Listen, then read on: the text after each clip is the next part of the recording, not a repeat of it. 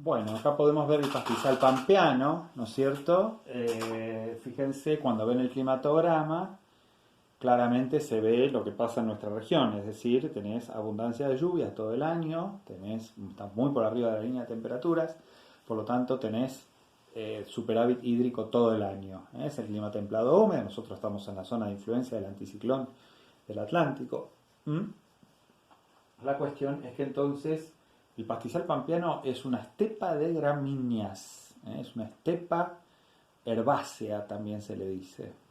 Eh, entonces, en ese sentido, lo que vendría a ser como una alfombra que cubre los molisoles, principalmente estos suelos tan fértiles que tiene la región pampeana, y en ese sentido esta alfombra verde ha generado una gran protección de esos suelos. Es curioso, ¿no? Porque decíamos que mientras que en Misiones tenés suelos pobres, oxisoles, y se desarrolla una selva, que es el ecosistema más complejo que puede haber, el que tiene mayor biodiversidad, mayor cantidad de especies, en este caso vos tenés los mejores suelos del país y el ecosistema que se desarrolla encima es un ecosistema más bien simple, digamos, que es el ecosistema de pastizal.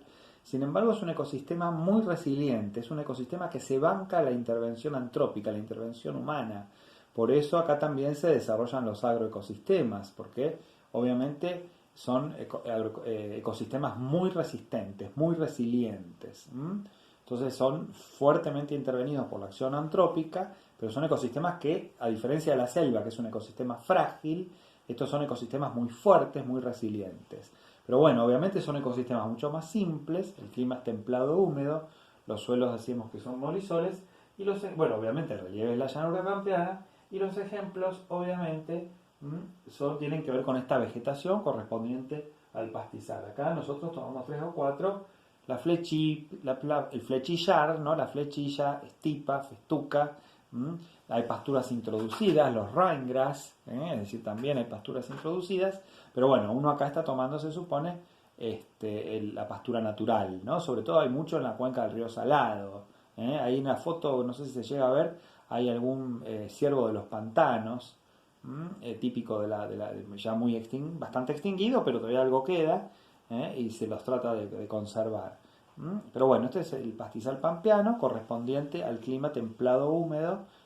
Este es un ecosistema, bueno, muy vinculado también a la ganadería, ¿no es cierto? Que es el pastizal pampeano, muchas veces hay ganadería que come pastizal natural, ¿no? Es decir, este es un ecosistema que se corresponde con la llanura pampeana, con el clima templado húmedo, y está en interacción con los molisoles principalmente, que son los suelos fértiles de la llanura pampeana. Después nos vamos al oeste, recién hablábamos de la zona de transición que es el Espinal. Cuando ya nos vamos al oeste, habíamos hablado hace un rato en el otro video del monte, el monte que tiene la famosa planta de la especie indicadora que es la jarilla. Fíjense el climatograma, no llueve nada, lo poquito que llueve está por abajo de la línea de temperaturas, 200 milímetros por año, es la zona más seca de la Argentina, incluso por la latitud, por el sol que tiene. Es el templado seco o árido de planicies y sierras. Los entisoles son los suelos muy pobres. Entonces acá hay una cobertura apenas parcial del suelo de las jarillas, de estas especies tan pobres, que son las especies del monte. Y bueno, es un ecosistema muy extendido. Es uno de los ecosistemas más extensos de Sudamérica, ya lo habíamos dicho. ¿Sí? Y bueno, tiene obviamente suelos muy pobres, los entisoles.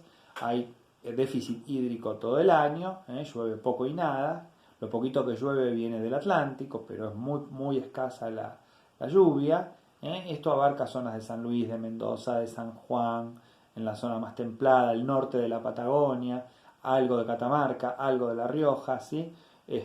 Algo de Córdoba, pero principalmente, ¿no es cierto?, lo que sería la región cuyana, ¿no?, correspondiente al templado seco o árido de planicies y sierras, ¿no? Climas mediterráneos del interior, muy alejados de los dos anticiclones, por eso son tan secos, por la zona árida de la Argentina, ¿no? Entonces están muy alejados de la influencia de los dos ventiladores, del anticiclón del Atlántico y del anticiclón del Pacífico. Bueno, cuando nos vamos a la Patagonia, obviamente tenemos el frío seco, ¿no? El clima frío seco, los aridisoles suelos muy áridos, muy pobres, muy esqueléticos, y al igual que en el monte tenemos una cobertura absolutamente parcial del suelo, muchas partes el suelo está desnudo, llueve muy poquito, llueve un poco más, te llueven 300 milímetros por año, lo que sí te llueve en el invierno, un poquito, estos vientos ya vienen del Atlántico, esta humedad, estos vientos húmedos, entonces te llueve un poquito en el invierno y como las temperaturas son bajas tenés un superávit hídrico, un poquito tenés de exceso de agua, ni siquiera exceso, un poquito de superávit de agua. Bueno, acá se da la ganadería ovina, que es lo que da, ¿no? Hay mucho sobrepastoreo, muchas veces hay mucha presión ganadera sobre estos ecosistemas que son muy pobres, ¿no? Es la estepa arbustiva patagónica, ¿no? Donde está el mallín patagónico, en algunos lugares donde hay humedad se forma el mallín, y el coirón, ¿no? Las dos especies características de la estepa arbustiva patagónica. Pero insisto, son aridisoles, suelos muy pobres, falta sol, hace mucho frío, hay mucho viento, mucha erosión eólica por los vientos del oeste, constantes vientos del Pacífico que han descargado su humedad en los Andes y pasan secos, entonces hay, ¿no es cierto? El suelo no llega a formarse como estructura, son aridisoles, son suelos pobres, esqueléticos, no hay agua prácticamente, gran parte del año hay poca luz, mucho frío. Entonces, a diferencia del norte del país, obviamente las condiciones acá son muy desfavorables. Y además, incluso en el momento que hay más sol, no llueve, porque si lloviera por lo menos en el verano, tenés una cierta germinación de las plantas. Pero llueve en invierno, que es el momento que hay oscuridad, que hay frío, por lo tanto, obviamente puede favorecer para que se formen vertientes, para que los productores de ganado ovino sepan dónde buscar agua, ¿no es cierto? Ellos saben cómo moverse, los quienes viven ahí, ¿no? Saben buscar el agua, pero en líneas generales, al llover en invierno tampoco puede haber una floración importante de alguna planta, digamos. Entonces, llueve en el momento más inadecuado del año. Pero bueno, son los rigores de estas regiones. Son regiones muy frías, con poca luz, ¿no? Con muy escasa humedad, y por eso los suelos son áridos y el ecosistema resultante es realmente muy, pero muy pobre. Es la estepa arbustiva patagónica.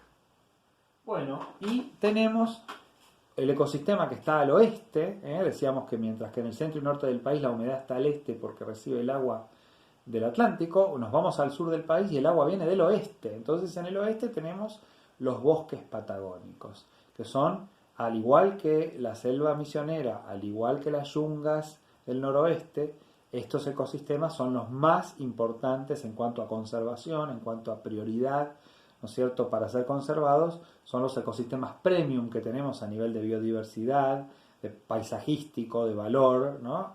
Que son esos tres ecosistemas: la selva misionera, la selva de yungas y los bosques patagónicos, diríamos, ¿no? Después, por supuesto, el bosque chaqueño, tenemos otros casos, pero donde tenés selva, donde tenés gran variedad de especies, es el lugar donde más necesitas conservar o proteger los ecosistemas, ¿no? Bueno, el tema es que acá los vientos vienen del Pacífico, y entonces van humectando a partir de 39 grados de latitud sur. Empieza a ver el primer ecosistema que se ve en la foto, es la araucaria o pehuen, ¿no? Acá lo pueden ver, el pehuen o araucaria, a ver si lo podemos, ahí, señalar. El pehuen o araucaria es la primera manifestación del bosque andino patagónico, es un bosque dominante en el norte neuquén, donde todavía empieza a haber agua, pero todavía es poca, digamos, comparativamente. Esas son las primeras manifestaciones. El tema es cuando bajás al segundo ecosistema, que ese es el principal, ¿no? Ese es la selva fría valdiviana o bosque valdiviano, que en Chile tiene un gran desarrollo, pero el lado argentino también. Y acá hablamos de una verdadera selva fría, ¿no? Es increíble pensar que hay una selva en la Patagonia, pero cumple con las condiciones de una selva. Es multiespeciada, tiene sotobosque, tiene lechos, tiene parasitismo, es decir, es increíble, tiene lianas, es decir, cumple con los requisitos de una selva. Lo que pasa, obviamente, la biomasa que produce va a ser por menos sol, ¿no? Va a ser más lenta la producción que Misiones, que las yungas, que están en el norte. Pero, sin embargo, es una selva fría. Realmente corresponde llamarla selva fría. Es increíble pensar que en la Patagonia puede haber una selva. Bueno, es el bosque valdiviano o selva valdiviana. Se le dice selva porque es multiespeciado, tenés un montón de especies que están allí. Entonces, y el tema de fondo con el bosque andino patagónico es que tiene 4 distritos.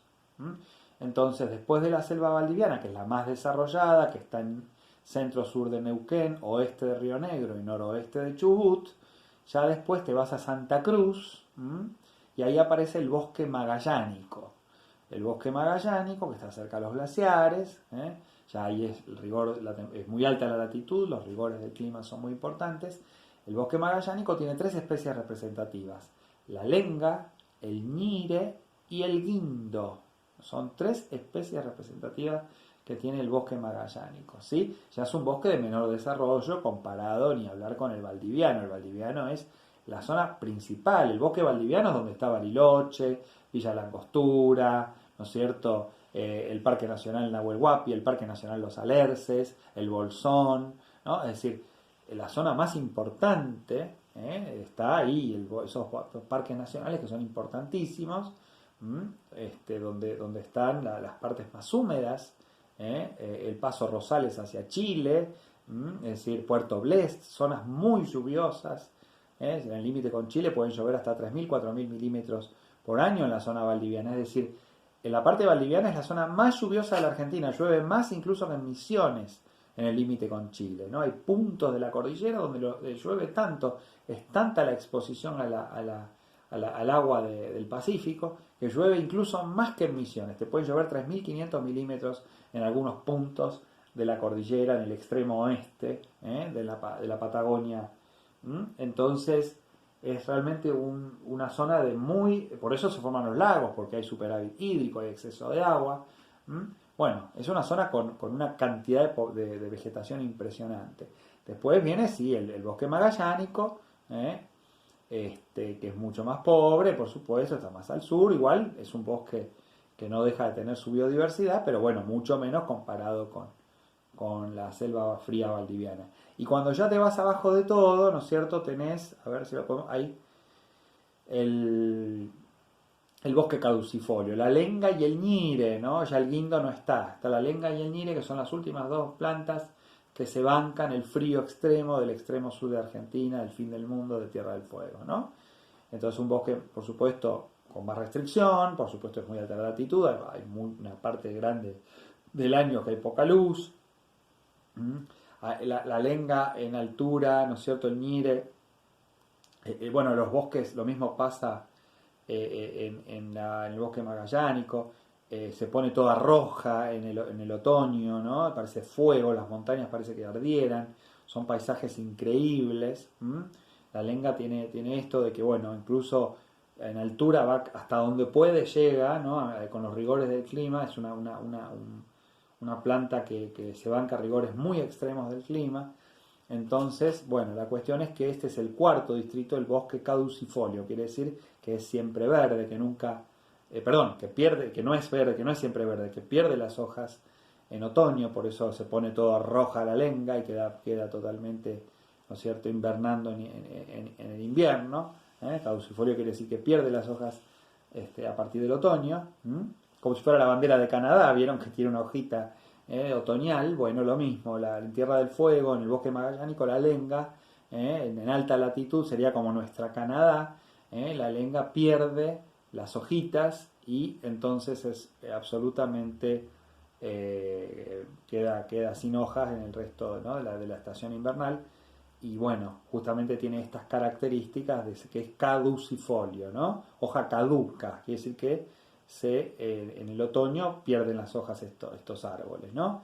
Pero bueno, el bosque andino patagónico es importantísimo, pues es un ecosistema que es a lo largo, muy angostito, pero obviamente tiene mayor desarrollo del lado de Chile, pero realmente a la Argentina le ha tocado una parte bien interesante y un acceso bien interesante a estos ecosistemas.